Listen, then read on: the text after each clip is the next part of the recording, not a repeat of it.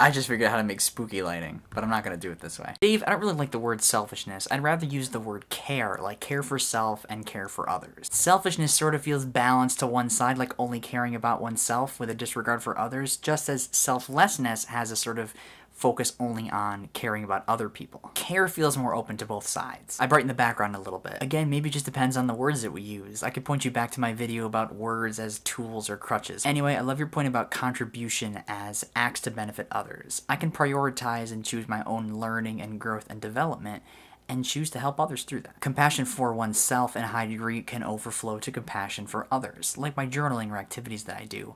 I've inspired a couple of people to start journaling in some way on their own from what I've done myself. Recently, I've been gazing back at my high school book club journaling. I remember running book club and philosophy club now that I participate in Life's Library, and a lot of my avenues of contribution have come from things I enjoy doing myself, like blogging, photography, singing, journaling, etc. And you're right, as you said with NFI, a lot of the avenues I have are because I can and I get to. And yeah, there are selfish acts that can go wrong, right? Sometimes people have good intentions on a dream they choose to enact and make into reality, but they don't take into consideration the consequences of enacting that dream on people around them. So that's like an unaware win-lose. But the lose-win, or the default win, is interesting too. It could turn out bad or nothing for oneself and good for other people. And of course, it's always ideal when no one gets hurt in whatever process is being enacted. And this is only scratching the surface because so much ideally depends on what that dream is, how it's worked out, and what work goes into it. The story that wants to be told. Yes, selfishness can be a good thing